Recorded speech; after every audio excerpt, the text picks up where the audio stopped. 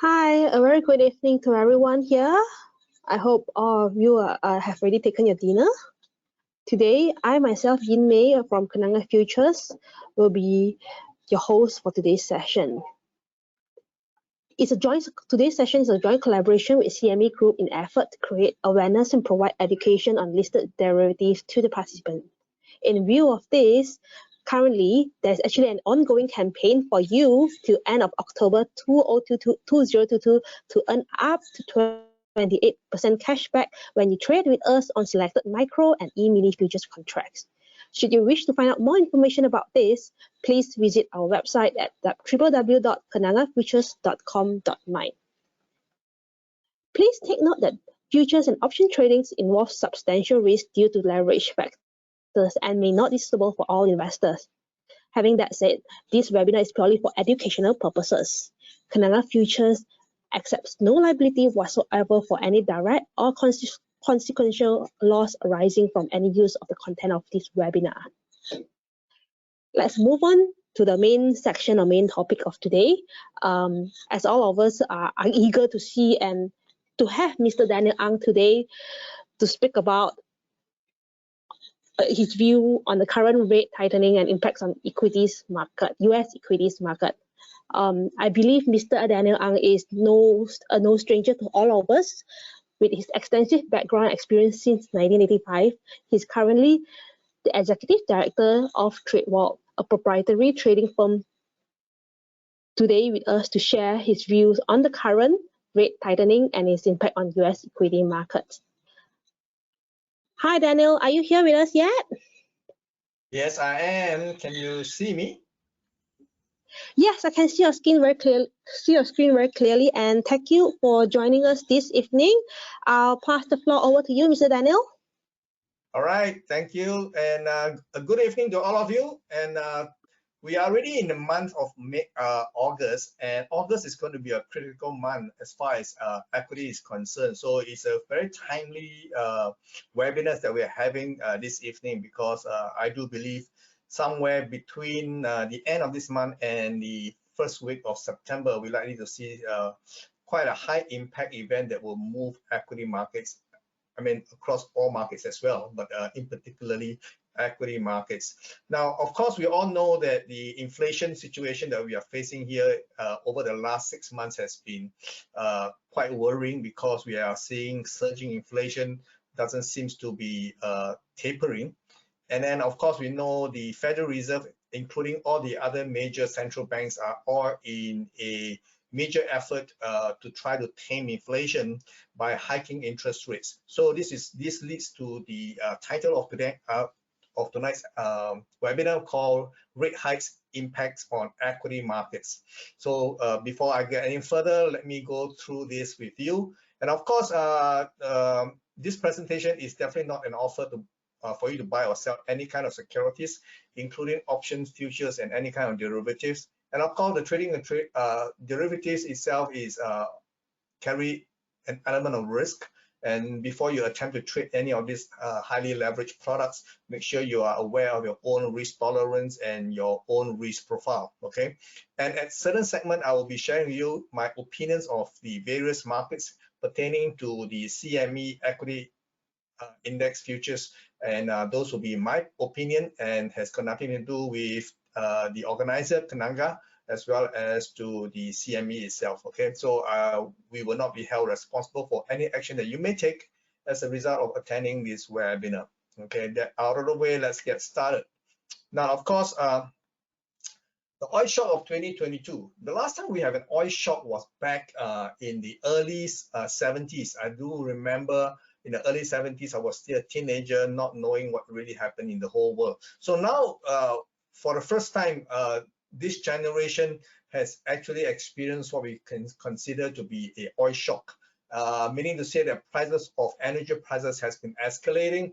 And of course, there are a lot of mitigating factors. First of all, we have a pandemic. Okay, when the pandemic came, you can see that crude oil prices actually was sold off very aggressively because the recession that we saw in the early first quarter of 2020 led to a very quick and sharp global recession because of the global lockdown in response to the pandemic. And from that low, as far as the NYMEX crude oil is concerned, it actually went into a territory that we have never seen before. Even for me, I've been trading futures for so many decades, and I've never seen a negative pricing for crude oil. It actually went down momentarily below $40 per barrel.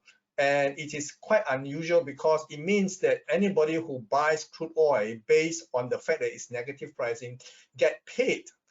That means to say it's whoever sells me crude oil, theoretically, I'm getting paid for buying crude oil. So this is a little bit irrational, but it didn't last quite long because the market actually from that low of negative $40 based on the futures price traded in NYMEX actually has been climbing and climbing and climbing. And of course, in between, there's a lot of factors that actually caused that to happen. Okay, first of all, we have Biden coming in January of last year during his immediately in the days that after his swearing in, the first thing he did was to cancel the Keystone Pipeline, which is a pipeline actually supplies crude oil from Canada to the United States. This is not that US does not have their own production. They have their own production, but you see that pipeline that pipes in crude oil from Canada is a major supply. Okay, so Biden has been campaigning on going green. So that was the first thing he did was to kill off the fossil fuel industry. Not only that, he also banned the drilling on state land, and not only that, he also not allowing oil companies to drill. So basically, what they did was to actually want to eliminate fossil fuel, hoping that we can go green by using alternative energy like maybe wind or solar or any other alternative. Okay, but what happened was we know that those alternatives are not ready for prime time. Okay, the world still needs fossil fuel because the alternative is just simply not commercially viable at this point in time. And of course, beyond the pandemic, beyond the Biden canceling of fossil fuel, we have that war in Ukraine that actually adds salt to the wound and actually saw the escalation of energy prices because immediately after Russia moved into Ukraine, the West, led by the United States, actually banned the imports of any kind of products, including energy products, from Russia. That caused the markets to seize up, and you can see prices has escalated to the point whereby in March of this year, we saw crude oil traded in NYMEX went up to as high as $130 per barrel. Of course, we have since come off those highs, but still, it is still very expensive. The last I checked was at $98 per barrel. So it's still hovering at $100 per barrel, considering where we were 2 years ago. And now we can see that the prices of energy prices has caused a major shock to the global economy, which eventually feed into the inflation story that we are seeing right now. Okay, so this is the background of the inflation that we are seeing.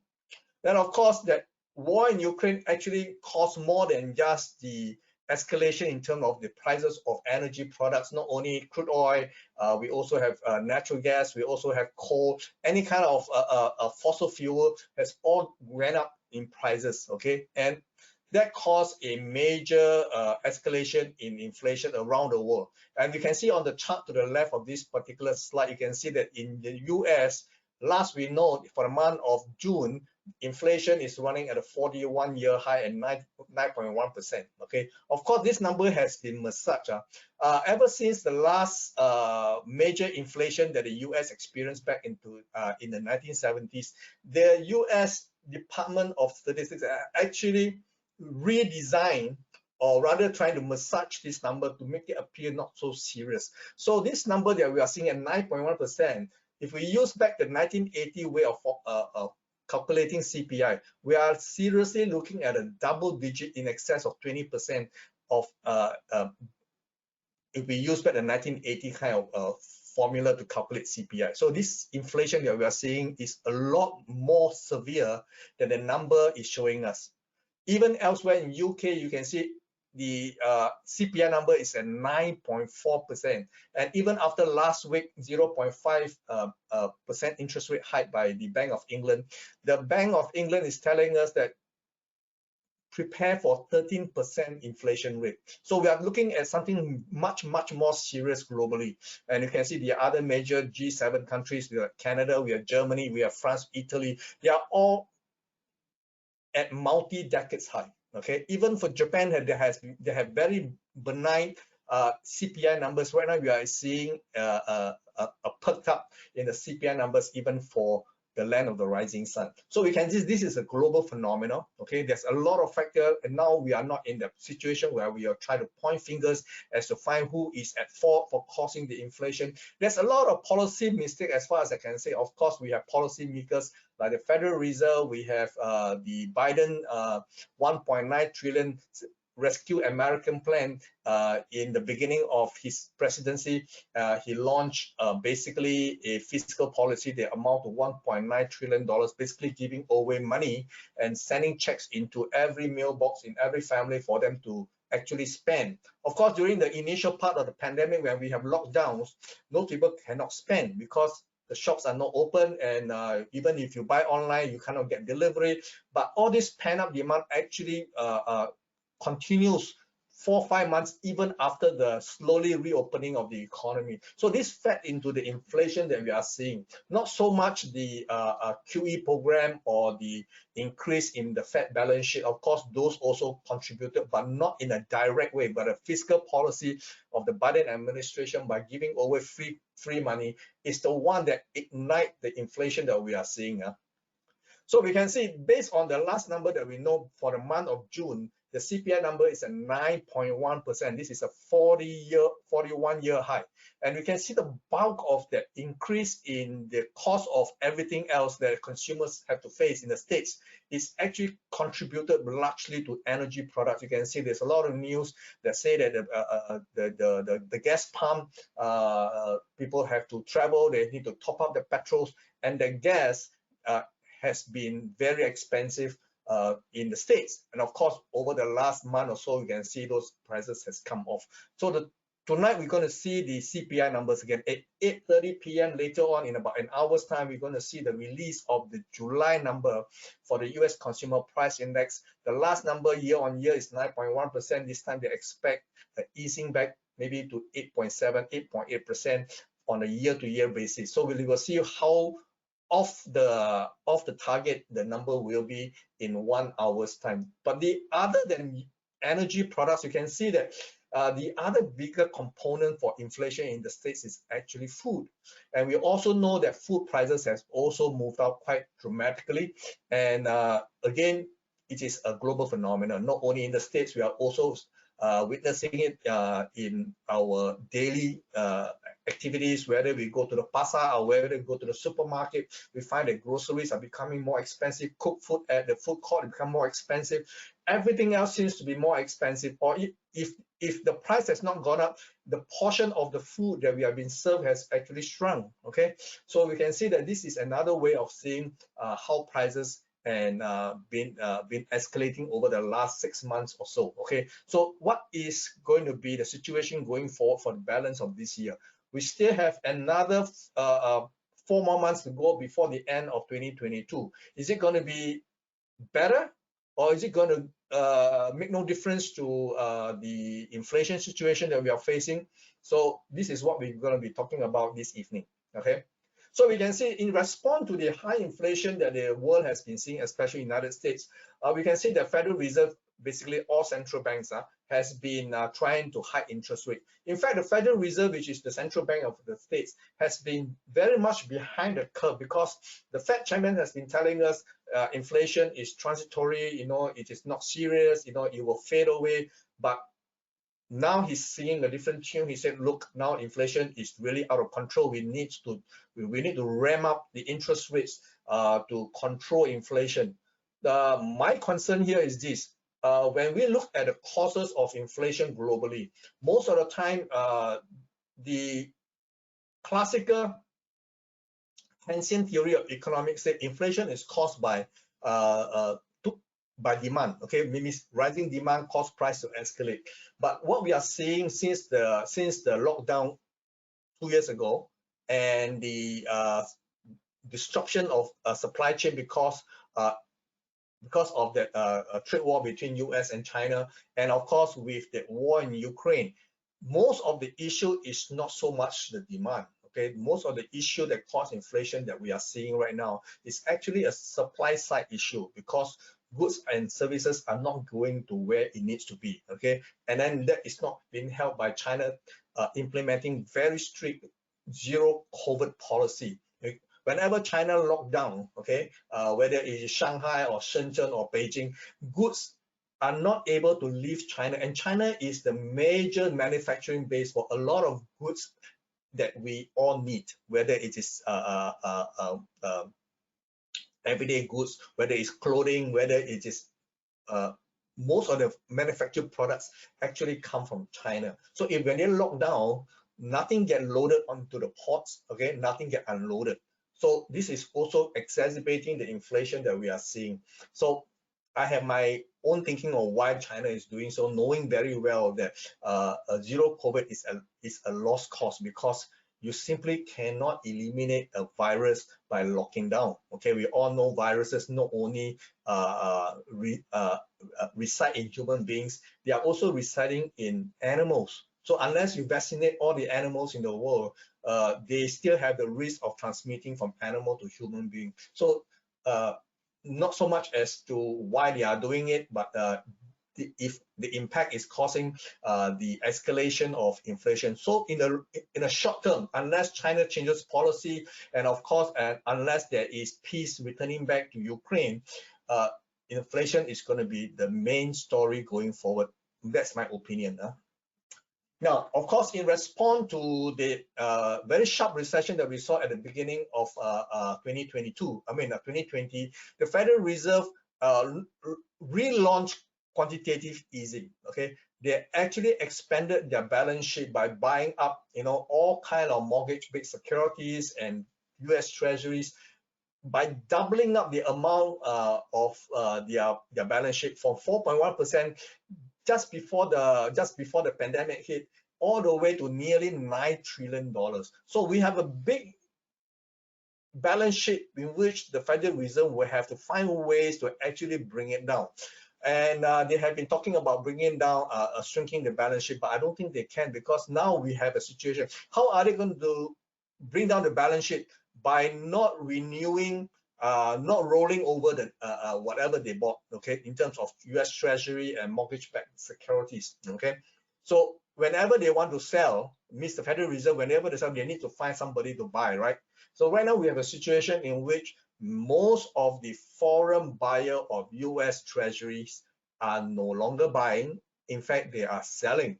So when the foreign sovereign like China, Japan, Israel, all the major traditional buyer of U.S. Treasuries now decided that, they look at how the U.S. actually weaponized the U.S. dollars and weaponized all the institutions that has been set up since 1945 after the Second World War, and they look at it and they say, oh, what if tomorrow I fall under the bad books of the United States? Are they going to freeze my reserve like what they did for Afghanistan and what they did for Russia? So now there is this movement going on that is everybody is trying to de-dollarize, means to say try not to use the US dollars as the accounting currencies. Of late, you can see that India is also doing the same thing. India buys a lot of stuff from Russia, of course, grains and of course, energy products. And they are not using the US dollars. They're using other currencies. Last, we know that they even use the RMB for settlements. And now they are expanding the scope of other Asian currencies into other Asian currencies. Not sure which Asian currencies they have been using to substitute the dollar. So we can see that if the rest of the world is no longer wanting to buy US treasuries and are unloading, it's very hard for the Federal Reserve to bring down the balance sheet in any significant manner, because if these people sell, who is to buy? the Federal Reserve will have to continue to buy, okay? Because if the market have no buyer, this thing is just simply going to collapse, okay? So what we are seeing here is a tectonic shift in terms of the global monetary system as well as the dollar as a reserve currency, okay? Now, we of course know that last month we have the release of the Q2, which is the second quarter GDP for the United States, okay?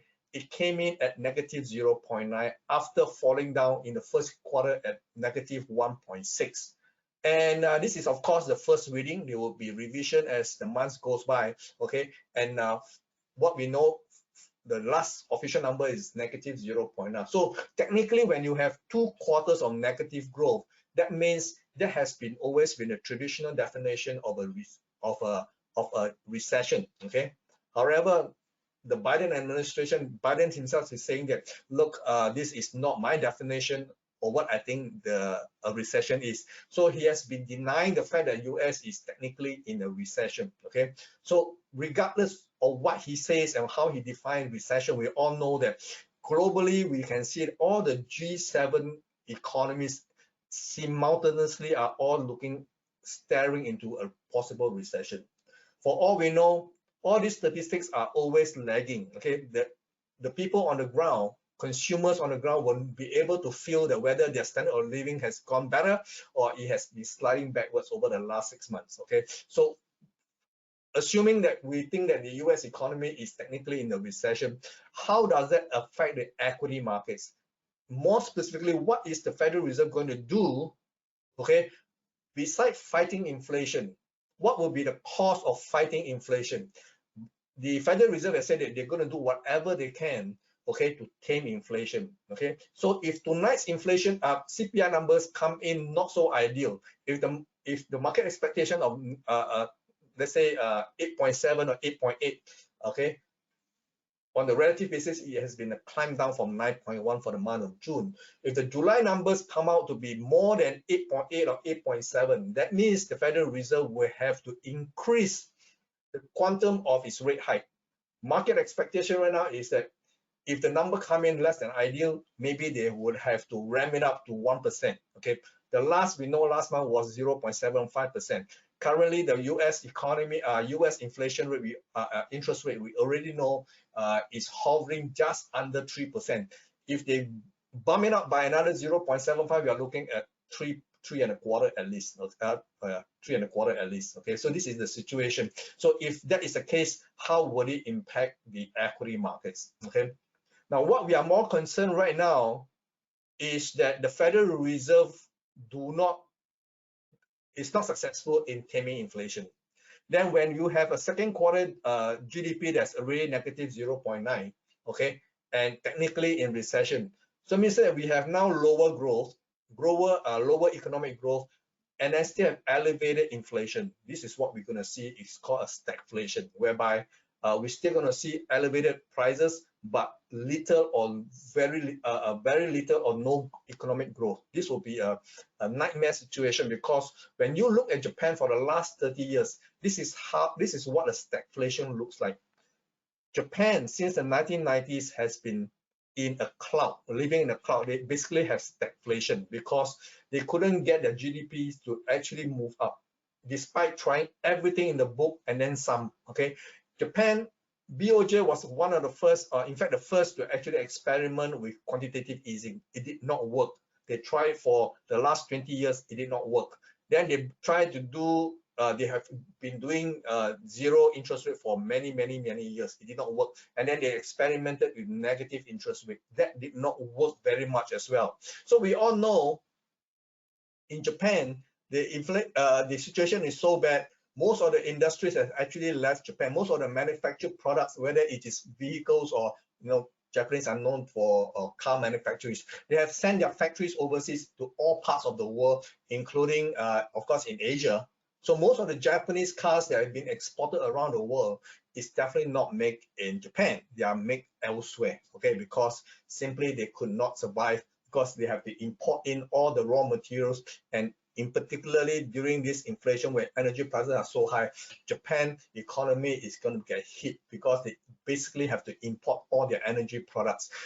Their nuclear power plant has been not in full capacity after the Fukushima reactor meltdown. So basically, they have not gone back fully into nuclear, but they still need to get the economy humming, and they have to import a lot of energy. And now they are in the back books of Russia, and Russia is giving them a hard time, and they have to source for energy products in the open market at very high prices. So this is the situation. Now, how do we know the Federal Reserve fight against inflation is succeeding? Because there will be a cost. The cost will be a recession. And if the recession drags on, it will drag to a stagflation. Now, we all know last Friday, we have the non-farm payroll, the US unemployment numbers came out, was very much better than market expected. The market was stunned. Okay, the last number in June was unemployment was 3.6. It has been stable at 3.6% for 2-3 months in a row, and now we have a dip to 3.5. That means to say that in the US economy, the employment situation does not reflect that people are not having jobs. Okay, so in their mind, if people are gainfully employed, that means they got spending power. So that means that inflation is not being tamed. Okay, what they need to see is for the unemployment rate to spike up. Now its last number is 3.5%. If the next following month the number comes out, let's say 4%, 4.1%, then we know that the inflation is biting. I mean, the interest rates hike has been biting into the real economy, and companies are not so eager to employ at the current price, and most of them will be shrinking their operation, and that will means lesser employment opportunity for Americans. So unless we see the US non-farm payroll as well as the unemployment rate spiking up, okay, meaning to say more people are going to be laid off, most people will not be able to find jobs. This is where we can see that they are succeeding in the fight as far as the inflation is concerned. So the price to pay is higher unemployment. So if we see high rising unemployment in the US, we know that the impact of a rising interest rate is already biting the US economy, and that can only cause the equity market to come off. Okay, so this is the chart that I'm showing up to the very latest this afternoon. Okay, of course, we know that the Dow Jones Industrial Average, which is the bellwether index, always index against most of the global fund managers. That index is traded to an all-time high at the beginning of this year. In the first 3 days of the first week of 2022, this market peaked just under 37,000, and it has been falling all the way until the bottom in June that we have seen. July, we have a rebound. So far in August, we have the continuation of the July rebound. The thing is this, are we seeing the worst behind us? Looking at the numbers, it's very hard to imagine that we have already seen the worst. Okay, so there is this idea that maybe we are only seeing the first wave of the pullback. Maybe the market is likely to go into a situation in which the longer term outlook, okay, is so much so that the overall picture, when you look at the US equity markets, you have to look at it from a very higher time frame. Let's say you look at a monthly time frame, you will notice that the low was in March of 2020 for most of the major indices, including the Dow Jones. And from there, the value of the Dow and the S&P 500 has actually doubled in value.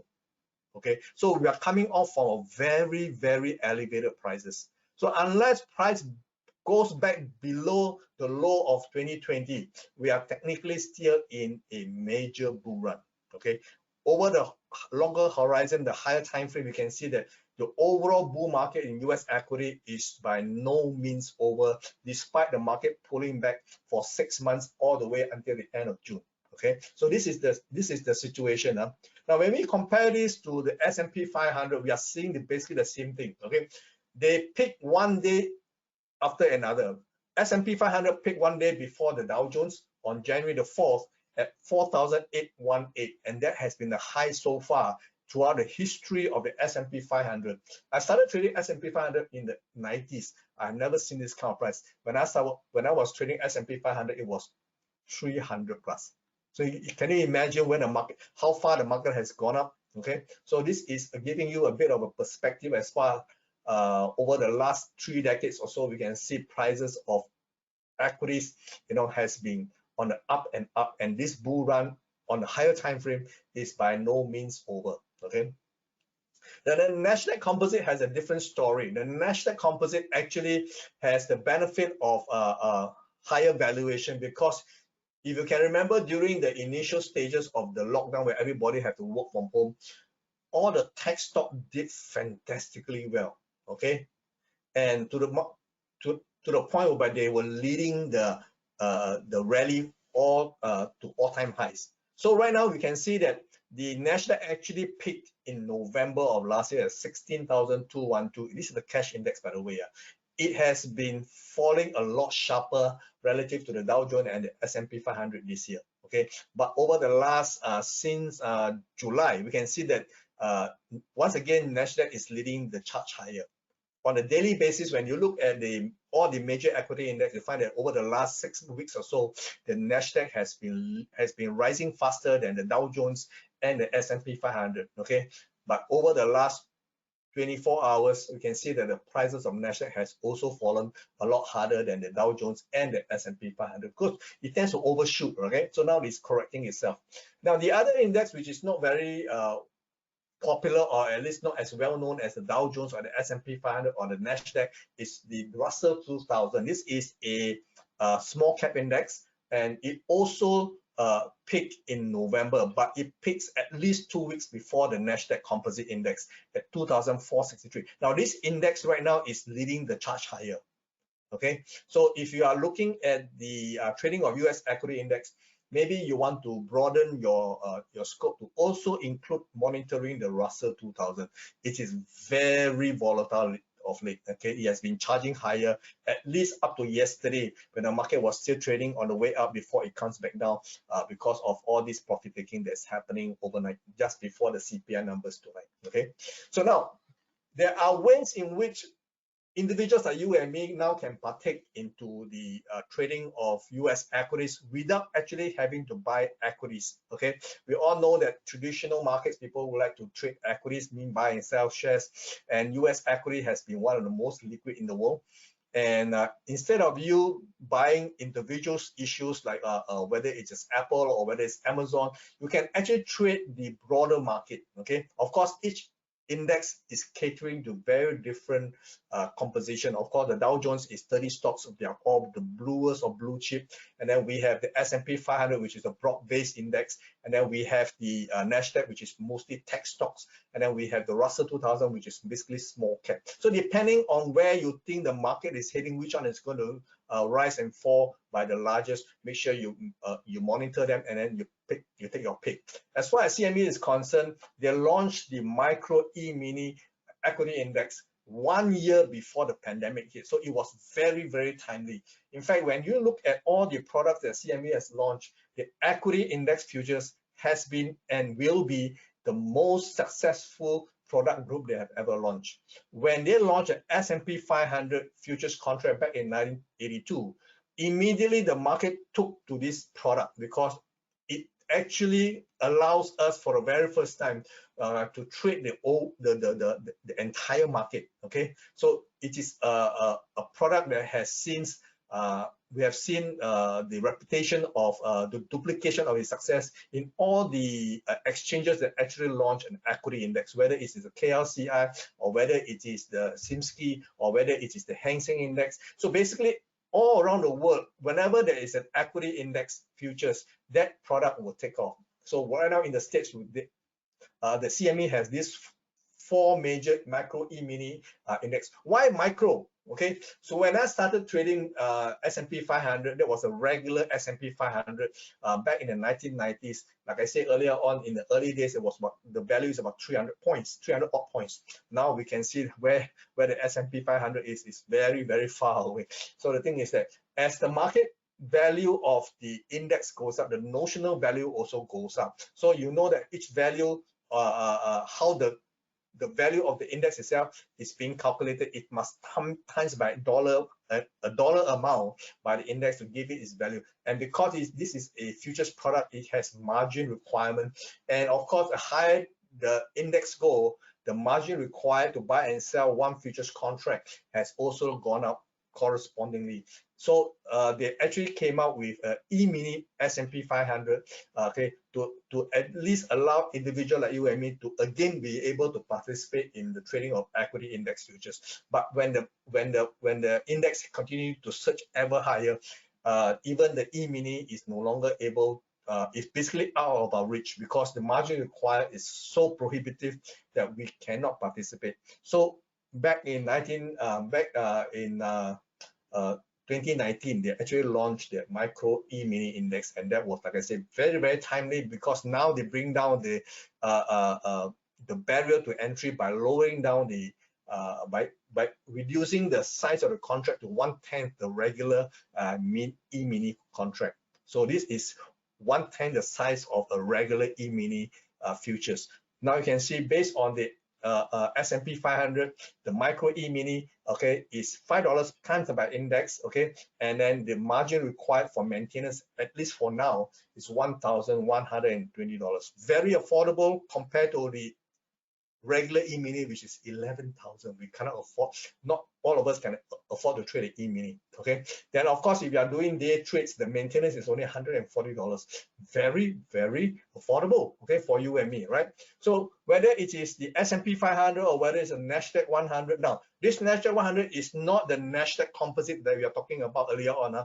This is a sub-index which we can trade, okay, as a futures contract, okay. We also have the cash index to also be able for us to actually monitor, okay. So this one also is $2 times the index, and the margin required is the highest among all the other because simply the notional value is in 5 digits, okay, compared to the S&P 500. So the margin required for now is 1,550, and for intraday, okay, is only $230. Of course, this margin requires are not cast in stone. You will be adjusted up and down, especially if the market become more volatile. For example, the exchange reserve the right, okay, to increase the margin requirement for the safety of all participants. Okay, so this one you got to check with the broker if and when they have any changes in the margin requirement for any one of these products here. Now the last two, which is the micro E-mini Dow and the micro E-mini Russell 2000, these are the lesser index, which we all know that Dow is actually traded by fund managers. So the micro would not necessarily entice the fund managers to actually trade this product. So on the relative basis, the volume traded for the micro E-mini Dow and the Russell 2000 is a lot lesser, okay, compared to, let's say, the S&P 500 and the Nasdaq 100. So later on, we will show you based on when I share with you my opinions, I will show you the volume traded, the open interest that is still outstanding. Okay, so this is by and large the contract specs. They are traded every quarter. We have March, June, September, and December. Although right now we are in August, there's no August futures contract. Okay, so we are trading the September contract, and September will expire on 16th of September. So you must know when it expires, but it doesn't matter because come the expiration date, all P&L will be settled in cash. So there will be no delivery, unlike commodity futures, whereby once it passed the expiration date, if you're having a long, you will have to take delivery, or if you're having a short, you will have to make good on delivery. So as far as financial futures is concerned, that is most of the time it is a cash settlement. Okay, so not so bad. Okay. So this is the segment whereby I'll be sharing with you my views on the various market. So now you can see that on the chart here, this is the micro E-mini Dow. I'll show you the Dow first because the Dow is by far the representative index that most people will talk about. Okay, so the micro E-mini Dow, okay, you can see it on the high of 36,832. It has fallen all the way to below 30,000 at the low in in June. So we can see from the low, the market has bounced back 3,000 points to just marginally above 33,000. Okay, and now it has stopped. As far as we can see, based on technical analysis, there is a 3-wave move. Okay, from the low of 29,639 all the way. This is a zigzag move. Okay, although it is deeper than I like, but it is still within the count itself at 33,065. So for the last 2 days, okay, including this small little bar, which is include today's bar traded in Globex, you can see that the price has not gone to new high yet. So right now we are already in the middle of the week. So as far as this high here is actually traded on Monday itself, this high at 33,065 is the high for this week, and we can see the market actually hit the target. My target was 32,944 in the September contract. So this is the September contract, and the symbol here is of course MYMU22. Okay, MYM of course is the symbol for the micro E-mini Dow. September is the symbol for September, and 22 of course refers to the year 2022. So by and large, we have a three-wave large move here. So far, this move that we saw the market come off from the all-time high at the beginning of the year, okay, all the way from 36,800 all the way just below 30,000, comes down in a broader zigzag move, and this will be, I think, the pattern going forward. I do not expect a market, even if the market is going to sell off, it's going to come off in a 90-degree move like what we saw in March of 2020. Okay, it's going to be very gradual, down, up, down, up. So this part of the move here, I suspect is part of a rebound. Okay, obviously we are too early to say that. Okay, as far as this is the daily time frame, based on what we can see, depending again on what the number come out in about 12 minutes time, we will know whether this is going to be a new high or it's going to be starting to come off. Okay, so as far as a trading range is concerned, this is actually very tradable. 1 point is equal to 50 cents. So imagine on the average there are 200 points. Okay, this is as of yesterday. $220, you divide by half, that will be $111 because 1 point is equal to 50 cents. So if you buy and sell one micro E-mini Dow, okay, on the day-to-day from high to low, there is $100 over to collect. Okay, of course, when you trade a micro E-mini, there's no saying that you must only trade one lot. Okay, the idea of having a micro contract is allow you to play with different strategies. Previously, let's say for example, you can only buy or sell one E-mini, and you're not able to scale. Now you are able to scale. Let's say for example, you have in your account more than $11,000, which allows you to buy and sell one E-mini contract. Now they allow you to trade the micro, which is to say that you can trade 10 lots of the micro. So you can actually scale in, scale out. For example, one entry levels may not be the best possible entry for you. Now you can scale in as the price gets better for you in your when the market starts to retrace against you. You can basically do what we call layering. Okay, you can lay what we call dollar averaging, basically. Okay, so now it allows you different kind of play without having you to commit to one entry and then do or die with the one entry. So it doesn't give you a lot of flexibility in terms of strategy. So this is a good product. You can see on a good day, this is at least worth $200 worth of dollars value up and down. Okay, so we can see on the average last week, we can see on the average the market is about at least 350 to 400 points per day. It means to say anywhere between about $200 per micro lot. So that's give you a lot of play. Okay, of course this yesterday was a bit slow because the market was expecting it usually will be slow going into a big number like the CPI. Okay, now this is the hourly time frame, the 60 minutes.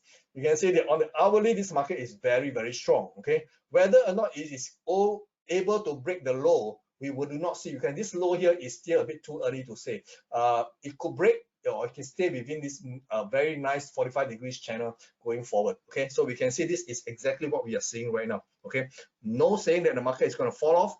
Market is still very, very much big. Okay, I suspect this thing is going to last all the way until maybe the last week of August. Okay, now in the as far as the volume is concerned, you can see that the volume has been very respectable.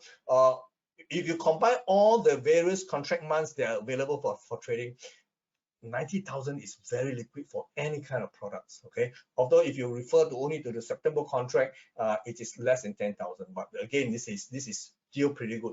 As of yesterday, we can see open interest is at 17,000. Means a lot of people are holding positions. Okay, out of the 90,000 being traded, 17,000 are position that have been held overnight.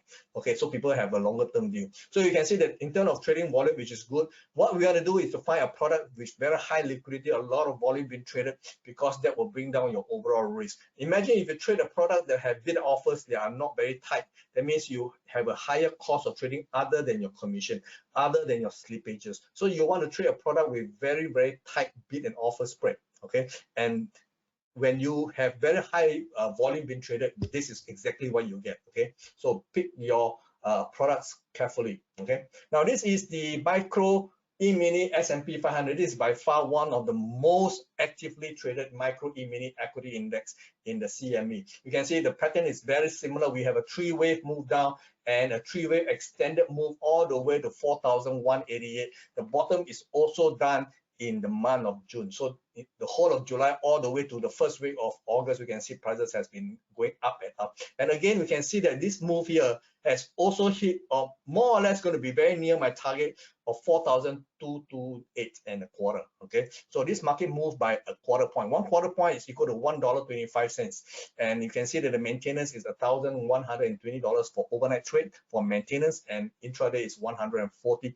Very respectable. You can see that on the average, we get about 50-60 points move per day. Okay, and then you times that by $1.25, you get your value. So basically, this is a very liquid product, which a lot of retail traders are actually gravitating towards. Okay, you can also use this to actually trade whatever views you have. Okay, then of course this is the daily time frame. Now we're referring to the hourly time frame, the 60 minutes. Now, unlike the Dow Jones, who has been staying very much within the rising channel, over the last 24 hours, you can see prices have broke below the rising channel. That does not mean anything as of yet. We need to see a very big long candle, whether it is up or down, to tell us definitively whether it's going to likely to edge higher or is it going to sell off. Okay, based on what we can expect for the numbers coming up very shortly. Okay, so this is the view right now. The market is very big, but has been coming off since the high traded on Monday at 4,188 in the September futures contract. And the volume trader is even better. You can see that the overall traded volume is more than 1 million contract traded every single day for all the months they are available for trading in the S&P 500 micro E-mini. Okay, so on the open interest, you can see that it's at least 100 times bigger than the micro E-mini Dow. You can see that this has very high open interest. You can see that overall this is one of the most liquid market. Like I say, when you want to pick a product to trade, make sure you pick one with very high liquidity in terms of volume, and the spread is so tight that every time you need to do a market order, you don't have to give up a lot of advantage to get in and get out on the market. Okay, so this is the Nasdaq 100. This is also a very liquid market, purely because, like I say, during the initial phase of the pandemic, Nasdaq has been leading the charge higher, and the demand for the trading of the Nasdaq product is actually very high. So this Nasdaq 100 is a sub-index of the composite. So basically, it's also very liquid. It also come down in a three-wave pattern and has been rebounding, extended no doubt, okay, to 13,419 as of the day before yesterday. Okay, so we can see that today is Wednesday. This is Monday high of 13,149.5. So this move here has been more than 2,000 points in the making. So far, this is the one that's leading the charge higher. Okay. And you can see on the daily basis, the trading range is actually very healthy, in excess of 200 points a day easily. Okay, so when you times by a quarter point, okay, mean one whole point is $2. Okay, minimum tick movement is a quarter point equal to 50 cents. So one whole tick movement, one whole a point movement is equal to $2. So this one is actually quite viable for intraday trading. The margin requires $1,550 for intraday, and for intra is $230. Again, very good for intraday traders, people who like to scalp. Okay, so this is the hourly time frame. You can see that it has fallen off the rising channel and is coming off. So far, it is three-wave. It could easily extend if the numbers come out to be less than ideal, or it could actually go back up and take out a high at 13,394. Okay, so basically we are in that phase. The market is still very bullish. There is no sign the market is going to come off yet. Okay, we will have to watch what comes out in the next few minutes. So you can say interest volume is also very healthy, even higher than the S&P 500. The micro E-mini S&P 500 is 1.2 million contract traded for all the months that's available for trading in the futures contract for this particular product here. And you can see open interest is also very high. Okay, more than 100,000 contracts that are left open. So you can see this is also one of the product of choice among the retail trader. Okay. Now the last and not the least, of course, we have the micro E-mini Russell 2000. Okay, this market has been looks like the market is going to edge higher for this based on what we have seen so far in this index, because the uptick has been a lot more persistent compared to, let's say, the Dow or even the S&P 500.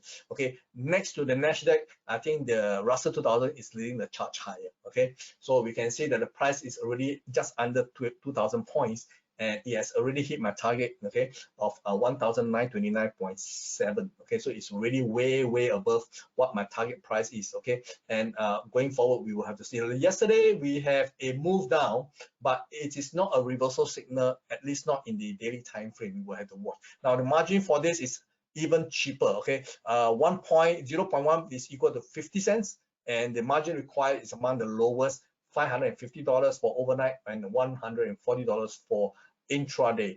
And the day-to-day basis, you can easily get 35 points, 40 whole points of move. Okay, so 0.1 is equal to 50 cents, so you times by 10, you get $5 for one whole point move. This is very tradable. Okay, as far as the 60 minutes outlook is concerned, is referring to the September contract. We already has a breach, but the market has not closed below the rising channel that we have seen, at least up to now. Okay, so this move here was pretty sharp. Okay, from the high here, 1,959.8, the market sell off yesterday and the day before was pretty sharp, and all the move here happens pretty late. And there is likelihood that it will extend at least in the near term lower. Okay, so long as it doesn't take out significantly 1,880, I think we are still in the very much in the bull phase. Just that this phase here is possibly over and the market is going to a new pattern. Okay, so there you have it, more or less the outlook for the market itself. Near term, the market may come off, but over the longer term, the market is still very healthy. Over the even higher time frame and monthly time frame, the bull market is still very much intact. Okay, so the market have a lot of room to actually move, even if it comes off, unless it comes off lower than the March of 2020 low.